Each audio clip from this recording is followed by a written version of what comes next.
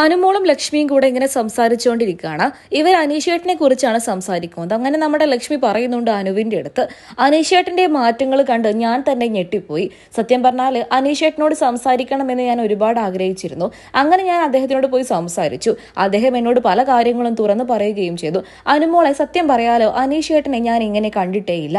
നമ്മളിവിടെ ഉണ്ടായിരുന്ന സമയത്ത് അനീഷേട്ടൻ ചിരിച്ചൊന്നും ഞാൻ അങ്ങനെ വല്ലാണ്ട് കണ്ടിട്ടില്ല. അപൂർവമായിട്ട് മാത്രമായിരുന്നു അദ്ദേഹം നമ്മളോടൊക്കെ ഒന്ന് ചിരിച്ചിരുന്നത്. എന്നാൽ ഇപ്പോൾ മുഴുവൻ സമയവും അദ്ദേഹം ചിരിച്ചുകൊണ്ട് തന്നെയാണ്. സത്യം പറഞ്ഞാൽ അനീഷേട്ടന്റെ ഈ മാറ്റങ്ങൾ നമുക്കൊക്കെ വലിയ അത്ഭുതം തന്നെയാണ്. അതുകൊണ്ട് ഞാൻ അനീഷേട്ടന്റെ അടുത്ത് ചോദിച്ചു, ഈ മാറ്റം എന്നും ഉണ്ടാകും എന്ന്. അപ്പൊ അനീഷേട്ടൻ എന്നോട് പറഞ്ഞു, അതെ, ഈ മാറ്റം ഫുൾ ടൈമും ഉണ്ടാകും. ഇത് ലൈഫ് ലോങ് മുന്നോട്ട് കൊണ്ടുപോകണം തന്നെയാണ് ഞാൻ ആഗ്രഹിക്കുന്നത് എന്നും അനീഷേട്ടൻ എന്നോട് പറഞ്ഞു. സത്യം പറഞ്ഞാൽ അനീഷേട്ടന്റെ ഈ മാറ്റങ്ങളൊക്കെ വലിയ അത്ഭുതം തന്നെയാണ്. അപ്പൊ നമ്മുടെ അനുമോള് തിരിച്ചും പറയുന്നുണ്ട്, എനിക്കറിയില്ല, എനിക്കും തോന്നിയിട്ടുണ്ട് അദ്ദേഹത്തിന് ഒരുപാട് മാറ്റങ്ങൾ ഉണ്ടായിട്ടുണ്ട് എന്നുള്ളത്. എനിക്ക് സത്യം പറഞ്ഞാൽ അദ്ദേഹത്തിന്റെ കാര്യത്തിൽ വലിയ ഡൗട്ടുണ്ട്. അദ്ദേഹം ഗെയിമിന്റെ ഭാഗമായിട്ടാണോ എന്നോട് അന്ന് അങ്ങനെ പറഞ്ഞത് എന്ന്. അതിനെക്കുറിച്ച് ഇപ്പൊ എന്തായാലും നമുക്ക് സംസാരിക്കാൻ പറ്റില്ല. പുറത്തിറങ്ങിയതിന് ശേഷം വേണം ഇതിനെക്കുറിച്ചൊക്കെ ഒരു ക്ലാരിറ്റി വരുത്താൻ. അപ്പൊ നമ്മുടെ ലക്ഷ്മി ഒരു കാര്യം കൂടെ പറയുന്നുണ്ട്. ഞാൻ അനീഷേട്ടന്റെ അടുത്ത് പിന്നെ ഒരു കാര്യം കൂടെ പറഞ്ഞു.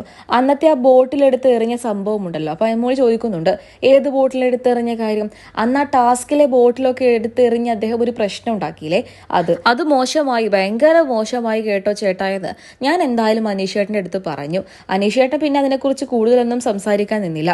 എന്തായാലും അനുമോളെ, നിന്നോട് ഇപ്പൊ അനീഷേട്ടൻ സംസാരിക്കാറുണ്ടോ എന്ന് ചോദിച്ച സമയത്ത് അനു തിരിച്ചു പറയുന്നുണ്ട്, ഞങ്ങൾ ആ ഒരു പ്രശ്നം തന്നെ അന്ന് സോൾവ് ചെയ്തിട്ടുണ്ടായിരുന്നു. ഇപ്പൊ ചോറ് കഴിച്ചോ, കറി വേണോ എന്നൊക്കെ ചോദിച്ചുകൊണ്ട് എന്നോട് മിണ്ടാറുണ്ട്. തിരിച്ച് ഞാനും അങ്ങനെ തന്നെയാണ്.